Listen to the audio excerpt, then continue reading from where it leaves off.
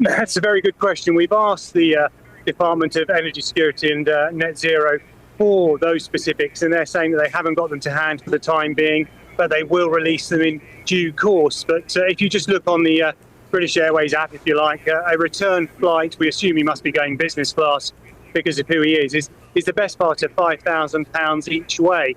So we're looking at, as you said in your introduction there, 2 trips within 2 weeks, 24,000 miles, 20-odd thousand pounds, plus the hotel bills. We know that they were staying in a hotel called the Tivoli, which is just around the corner from where I am at the moment, and they're charging £1,250 a night just to stay there. I can also tell you this evening that I've been given a list of the official GB delegation. It numbers 206 people. That's 206 official members of the UK delegation who are here. It's actually the second largest delegation in Europe. And again, I've asked the officials about that number, and they've been quick to point out that, well, hold on a minute, Nick, it is actually a lot less than were in Baku last year. But Baku was a lot closer. Baku was only 5,000 miles round trip. This is double.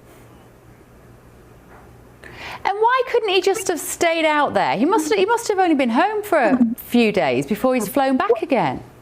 He is. Well, from what we understand, I saw him on Thursday. He addressed a conference or a meeting on Saturday, and he flew back to the UK on Sunday. So he would have got back the early hours of Monday morning. His department tells me he's due back here on Saturday to chair a meeting, which means he'll have to fly back, I would assume, either Thursday or Friday. I would have thought Thursday, because otherwise he'll be a bit jet lagged when he lands. He may well go straight to the meeting, but as you say, it does beg the question of literally being only 4 days, 5 days at the most in the UK. I can also tell you in the interim that another minister will be coming out to take over, if you like, those few days that he isn't here, and then she'll be flying back. It's Kate White.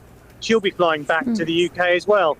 So that's more air miles and more, if you like, CO2 being emitted, which is obviously what they're trying to preach us and lecture us on.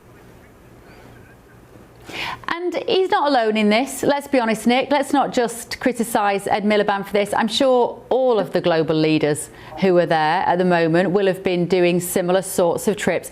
When you are there watching all of these people sit around talk about the fact that they cannot produce any CO2 because the world is going to rack and ruin, do you sit there and think, I'm sure we could be doing this on Zoom? What are they getting out of being there together, apart from a lovely looking party from where you are? It is. It sounds a great party, doesn't it? So, sadly, I'm not invited, but there we go. It's a great question. And in fact, again, I did put it to the Department of Energy Security and Net Zero, and they said, well, look, hold on, Nick, there's a lot of people here. There's 50,000 odd delegates.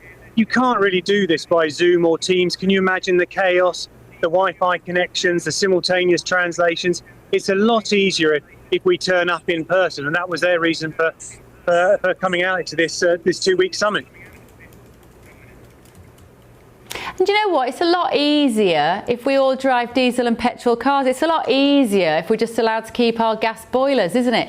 This is the thing. It's one rule for them, Nick, and another rule for us minions. There is a party and we are not invited to it. How do your readers at the Mail feel about this sort of story? Well, I think they're outraged. I mean, I say I think it's probably a good guesstimate that we're looking at best part of north of £1 million for this. We know that last year in Baku, through a FOI request, that it was £600,000 that was spent on hotel accommodation. So, okay, they're saying it's less than half the delegates, but I know from asking around at the hotels and from making my own inquiries, they have absolutely skyrocketed the prices here. It's absolutely ridiculous. So that Tivoli hotel where the UK delegation is staying is charging £1,250 a night to stay there. And if you're there, Rachel Kite, who is the climate advisor, I'm being told she is there for 2 weeks. I mean, just do the maths, really. It's ridiculous, because obviously eating out, expenses, the flight out here, it's a hell of a lot of money.